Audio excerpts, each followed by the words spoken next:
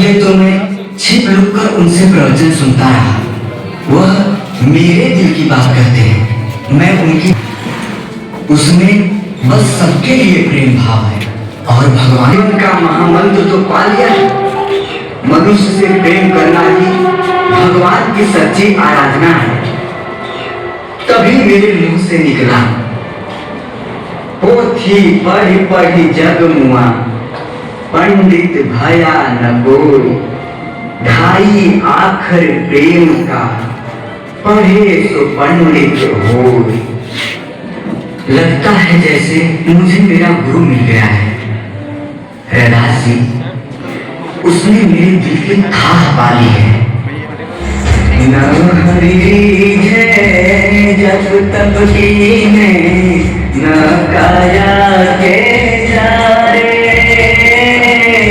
न हरि है धोती छाड़े, न पाछो के मारे भाई, न पाछो के मारे। दया राखी धर्म को पाने, जग सो रहे उदासी,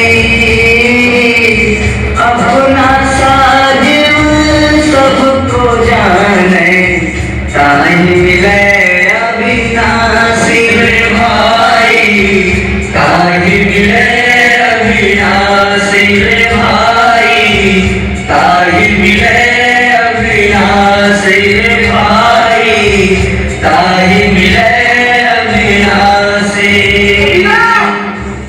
कबीरा, कबीरा, कबीरा, क्या बात है सेना? इतने घबराए हुए क्यों हो? सुनो कबीर, सुनो भाई रैदास, तुम्हें याद है वो अंधा भिखारी जिसकी कुटिया में तुम एक बार गए थे? हाँ हाँ, तो बड़ा मीठा कंठ है उसका, गाता है तो लगता है आकाश से चांदनी झरझर कर उतर रही है। उसकी लाश ला रहे हैं। कोतवाली के सामने तुम्हारी कविता ले रहा था, कोतवाल ने उसे कोड़े लगवाए, चौथे कोड़े पर ही दम तोड़ गया।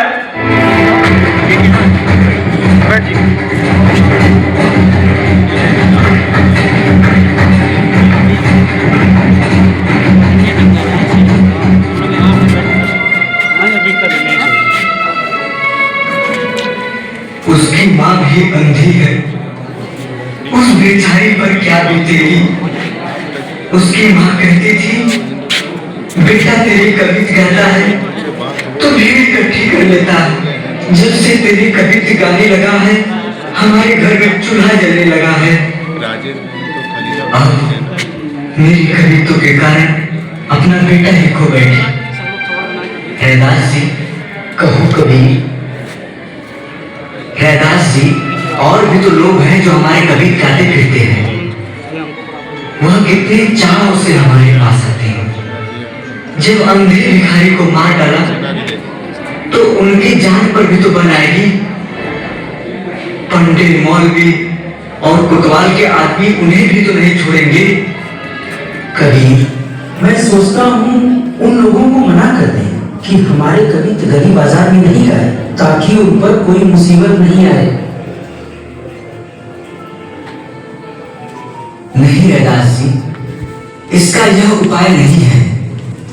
हम स्वयं मिलकर अपना समाज, कोतवाल तो यही चाहता है कि हम चुप हो जाएं। हमारे पंडित मौलवी भी यही चाहते हैं। नहीं नहीं रैदास जी, अब हम मिलकर अपने कविता गाएंगे, गली बाजार में गाएंगे, समागम करेंगे, हम सत्संग लगाएंगे। उसकी मां पर क्या बीत रही होगी, दुखों की मारी मां। तुम ठीक कहते हो कबीरदास, हम सत्संग लगाएंगे। और लगाओगे कहाँ पर? कहीं पर भी, किसी सड़क के किनारे बैठ जाएंगे। इधर ही यही एक चबूतरा है, उसी पर बैठ जाएंगे, गलियों में घूम घूम कर गाएंगे। सुनो कबीर भाई, हम इधर सत्संग करेंगे तो मुल्ला पंडित हमें छोड़ेंगे नहीं, हाकिमों को भी बुरा लगेगा।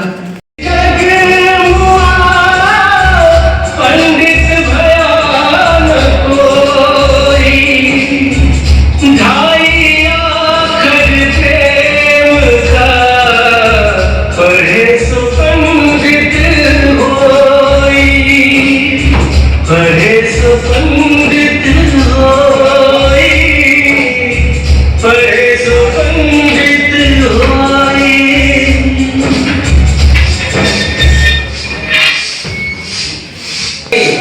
अल्लाह के प्यारे सभी आएंगे, हिंदू तुर्क सभी आएंगे। शहर में शाही लश्कर उतरा हुआ है, फौजी जो मन आए करते हैं। करीम करीमा कैसो अलहराम सती सोई, बिस्मिल मोटी भी संभरे के और न दूजा कोई रे भाई, और न दूजा कोई रे भाई, और न दूजा कोई रे भाई, और न दूजा कोई।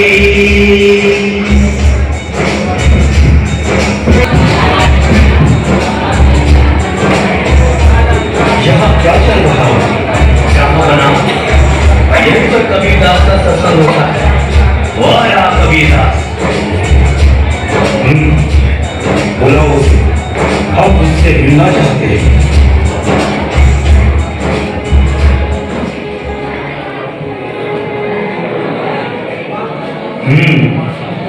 तुम हो कबीरदास। तुम्हारा नाम तो हमने बहुत सुना है, हम तुमसे मिलना चाहते थे। इधर सड़क के किनारे तुम क्या करते हो फकीर? भगवान का नाम लेते हैं साहिब। तुम्हें और कोई जगह इबादत के लिए नहीं मिली? हमारे यहाँ शेख तबकी की बैठक जमाते हैं, पर किसी बाग में या मस्जिद के चबूतरे पर। हमने तुम्हारा नाम बहुत सुना है। हमारे पीर शेख तबकी साहिब अक्सर तुम्हारा जिक्र करते हैं। उनकी इनायत है। इधर दरवेशों, सूफियों, फकीरों का असर रसूख बहुत बढ़ने लगा है। हम चाहते हैं कि तुम हमारे यहाँ दिल्ली में आओ। हम वहाँ तुम्हारी मुलाकात शेख तबकी साहिब से कराएंगे। इन मजहबी लोगों की गुफ्तगू को सुनकर हमें बड़ा लुत्फ आता है। हम अक्सर दो मौलवियों के बीच कोई बहस छेड़ देते हैं, फिर उन्हें चूचे लड़ाते देखते रहते हैं। खूब मजा रहता है। शेख तकी कहा करते हैं कि हिंदू लोग भी यह मानकर बुत परस्ती नहीं करते कि बुद्ध ही खुदा है। लाहौल मिला कुवत, एक पत्थर का टुकड़ा खुदा कैसे हो सकता है? उसके पीछे भी एक फलसफा है। जहां बना उनका कहना है कि बुद्ध एक जरिया है खुदा तक पहुंचने का। क्या समझे हुजूर? अब तुम समझो, एक फनकार है, तस्वीरें बनाता है, उसके दिल में एक जज्बा होता है। अब जज्बे का अपना तो कोई रंग रूप नहीं होता, कोई शक्ल नहीं होती, लेकिन वह फनकार रंगों लकीरों की मदद से उस जज्बे को बयान कर देता है। मतलब कि तस्वीर देखने वाला उन रंगों और लकीरों को देखते हुए उस जज्बे को पा जाता है जिसे फनकार बयान करना चाहता है। समझे? इसी तरह पत्थर का बुत अपने में खुदा नहीं है, लेकिन उसके जरिए हम खुदा का तसव्वुर कर लेते हैं, ऐसा इन लोगों का कहना है। पर हमें तो सच पूछो, इन बातों के बारे में सोचकर ही सिर दर्द होने लगता है। सिर्फ दरवेशी ही करते हो या कोई काम धंधा भी करते हो? मेरा मतलब कि मांग कर खाते हो या? मैं जुलाहा हूँ साहिब, कपड़ा बुनता हूँ। यह मेरा गुरु भाई रहदास है, यह चमार है, वह सामने सेना खड़ा है, वह नाई है, उधर बसीरा भिस्ती का काम करता है। अच्छा अच्छा, तो तुम फकीर नहीं हो? मैं समझे बैठा था कि फकीर हो, खुदा की इबादत करते हो। तुम तो दुनियावी आदमी हो। तुम्हारे फटे पुराने कपड़ों से नहीं लगता है कि तुम जुलाहा कपड़ों से भिखमंगे नजर आते हो। जुल्हाओं की यही खूबी है बादशाह सलामत, लोगों को कपड़े पहनाते हैं, खुद चिथड़ों में घूमते हैं। जुलाहों को चिथड़े भी नसीब हो जाए गनीमत है। यह तो अपने अपने ईमान की बात है। ईमान के मुताबिक ही इंसान को जन्नत भी नसीब होता है और दोज़ख भी, चिथड़े भी नसीब होते हैं और मोतियों के हार भी। क्यों फकीर मुस्कुरा क्यों रहा है? हुजूर, आपने मोतियों के हार का नाम लिया तो मुझे कुछ याद हो आया। हमें भी बताओ, क्या याद आया? हुजूर, कुछ अर्सा पहले हमारे यहाँ एक दानिशमंद हो गुजरे हैं, अमीर खुसरो नाम था, आपने सुना होगा। बेशक बेशक। अपने बादशाह के गले में मोतियों का हार देखकर उन्होंने फरमाया था कि गरीब के आंसू मोती बनकर बादशाह सलामत के गले की जेबारिश बने हैं। मतलब? आपने अपने अपने माल की बात कही, तभी मुझे ख्याल आया, किसी के आंसू दूसरे के लिए मोती जुटा देते हैं और उसे अपने लिए चिथड़े भी नहीं जुड़ पाते। बड़े हासिल जवाब हो। फकीर लोग तो फकत अल्लाह का नाम लेते हैं और दूसरों के लिए दुआ मांगते हैं, तो तुम पेशेवर फकीर नहीं हो।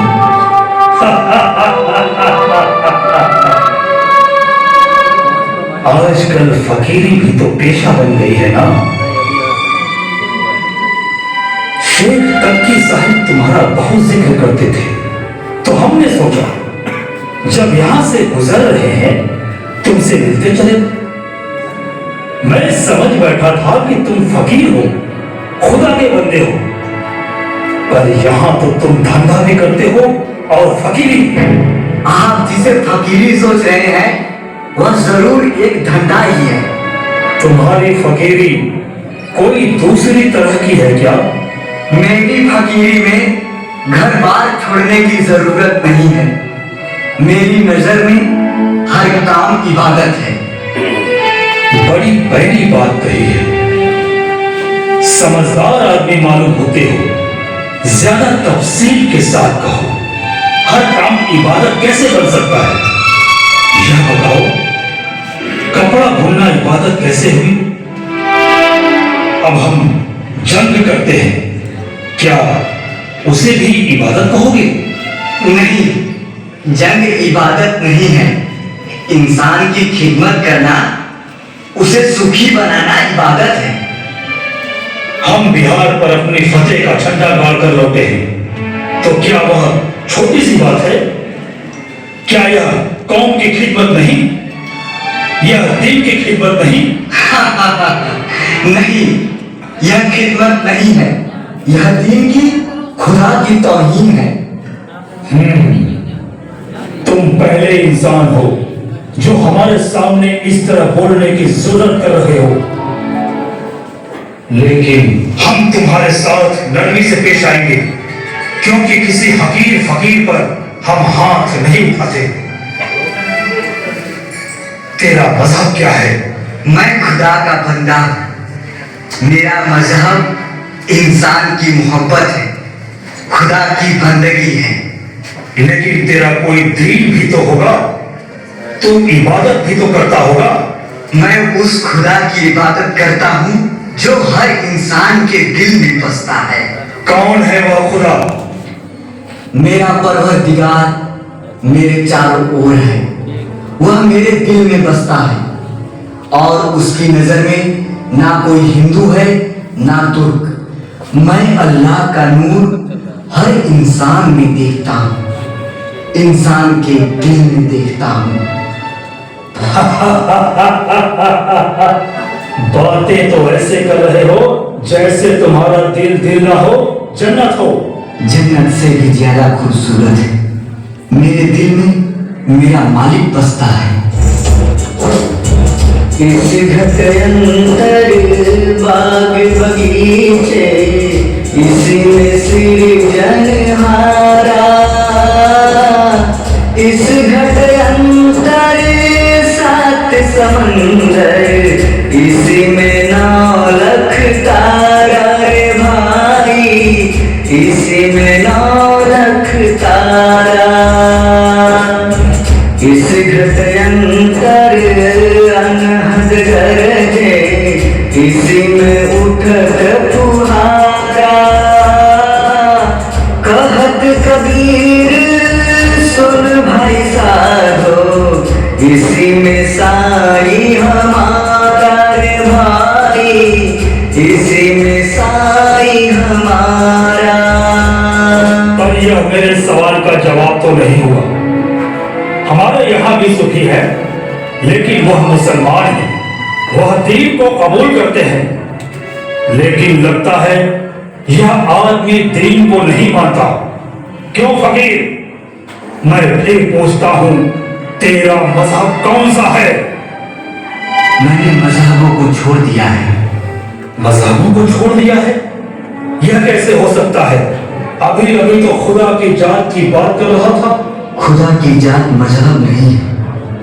रोजा नमाज मजहब है, पूजा पाठ व्रत उपवास मजहब है। तो फिर जो रोजा नमाज न करे वह तुर्क नहीं है, जो व्रत उपवास न करे वह हिंदू नहीं है। ठीक ही तो है।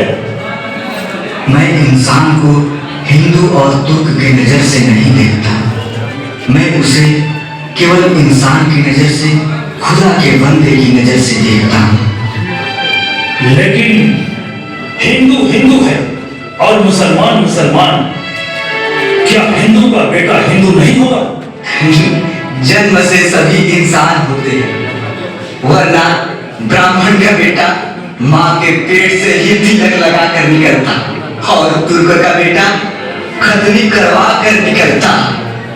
यह क्या बक रहा है? सुन फकीर, तेरे यह फलसफे तुम्हें दूर नहीं ले जाएंगे। मुझे दूर जाना ही नहीं है, मुझे केवल अपने मालिक के चरणों तक जाना है। एक इंसान से दूसरे इंसान के दिल तक जाना है। जहां बना यह आदमी दीन की तौहीन करता है, रोजा नमाज को बुरा भला कहता है, यहाँ तक कि मस्जिद की सीढ़ियों पर खड़ा होकर उल्टी सीधी बातें करता रहता है।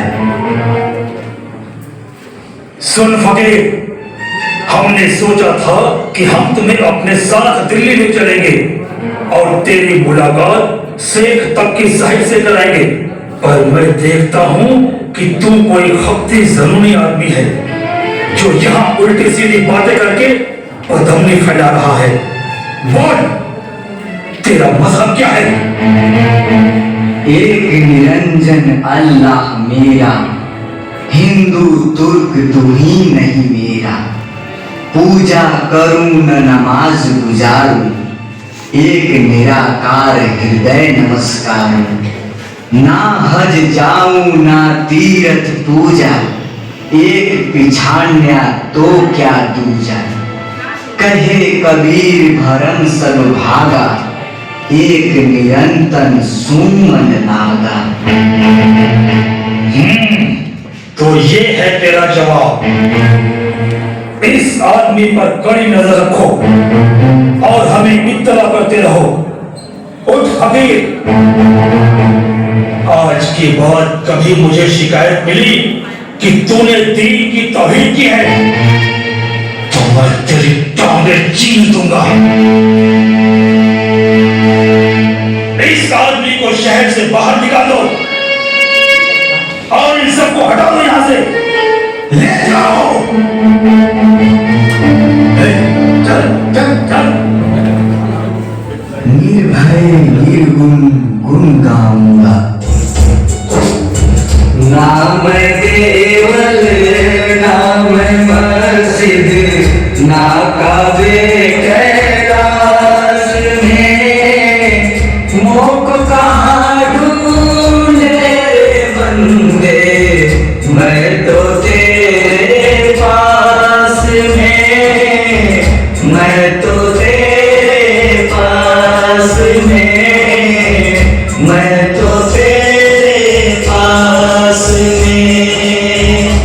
मैं देवल, ना मैं मस्जिद, ना काबे कैलाश में, मुँह को कहाँ ढूंढे रे बंदे, मैं तो तेरे पास थी।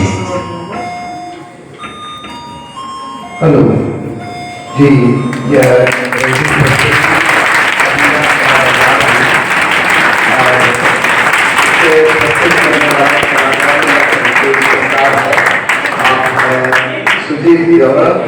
देखा, कबीर कहते हैं हमने मजहबों को छोड़ दिया है। वो एक रियलाइजेशन की बात थी और वही संदेश लेकर के हम लोगों ने मजहबों को नहीं छोड़ा है। हमारे ग्रुप में सब लोग हैं, विविध प्रकार के लोग हैं और अपने अपने तरीके से दुनिया को सोचते समझते हैं। कबीर एक दृष्टि देते हैं, वो भी दृष्टि है दुनिया को देखने की। इसी तरह से हिंदुस्तान की परंपरा में बहुत महापुरुष हुए हैं और उन्होंने अपने हिसाब से अलग अलग दृष्टियां दी। बुद्ध ने एक दृष्टि दी। हमें गौरव है, हम सब नसीबदार हैं कि हम लोग इस धरती में पैदा हुए, इस धरती में बढ़े और इस धरती में रह रहे हैं। ये बुद्ध, कबीर और गोरख की जो धरती है बहुत ही अनूठी धरती है। मुझे नहीं पता कि दुनिया का कोई भी, इस धरती का कोई भी टुकड़ा ऐसा हो जहां पर इतने छोटे से हिस्से में, कुशीनगर से लेकर के लुम्बिनी, गोरखपुर और मगहर से लेकर के इतने बड़े 3 महापुरुषों का यहाँ पर प्रभाव रहा हो, जीवन रहा हो, ऐसा दुनिया का कोई हिस्सा नहीं। और इसीलिए हमें गौरव होता है और हमारा चैलेंज है कि हमारे सामने जो सबसे बड़ा प्रश्न है, इस विरासत को हम संभाल के रखें। हमें थोड़ा आने में देर हो गया तो शुरू की बातें सुन नहीं पाया। नाटक हम लोग ये करते हैं और ये जो नाटक के शब्द हैं, नाटक के शब्द मैं गौर से सुनता हूँ। बहुत बार इस नाटक को देखा है और हर बार उन शब्दों को जब सुनता हूँ, जो वार्तालाप होता है, एक एक शब्द को मैं महसूस करता हूँ। क्योंकि जब हम कबीर जिस ईश्वर की या जिस खुदा की बात करते हैं, उसको महसूस ही किया सकता है। उसके लिए किताब की जरूरत नहीं है, वेद की जरूरत नहीं है, ग्रंथ की जरूरत नहीं है, कुरान की जरूरत नहीं है, बाइबल की जरूरत है, किसी की जरूरत नहीं है। वो महसूस करना है। और कबीर कहते हैं, ये नाटक में भी है कि हम तो प्रेम से ईश्वर के पास जाते हैं। वो महसूस करने के बाद वो शब्दों से परे ईश्वर है। और इसीलिए वो कहते हैं, मैंने हिंदू की नजर से देखना छोड़ दिया है, मैंने मुसलमान की नजर से देखना छोड़ दिया है, मैं इंसान को इंसान की नजर से देखता हूं। अगर उस स्तर पे हम चले जाते हैं जहां पे कबीर हैं, तो हमको सब एक लगता है। एक बहुत बड़ा दर्शन है, जब मैं बचपन में था, छोटा था, कबीर बहुत सरल लगते थे, शब्दों से सरल लगते थे, लेकिन साथ ही बड़े गूढ़ लगते थे। ये जो बातें करते हैं, ये जो वार्ताक्रम हो रहा था, बड़ा गूढ़ वार्ताक्रम है और जब उसको महसूस ना करें, जब तक आप अपने अंदर उतारे नहीं, तब तक उसको आप समझ नहीं पाएंगे। पिछले करीब 7 सालों से हम लोग उससे कबीर दर्शन संस्था चला रहे हैं। आप लोगों के मन में भी प्रश्न होंगे कि मेरे दोस्तों बैठ जाओ, सुनो, थोड़ी देर की बात है। अपनी बातें नहीं होगी, पढ़ाई लिखाई की भी बातें होंगी। थोड़ा सा जो बातचीत हो रहा है उसमें थोड़ा सा ध्यान दें और आपको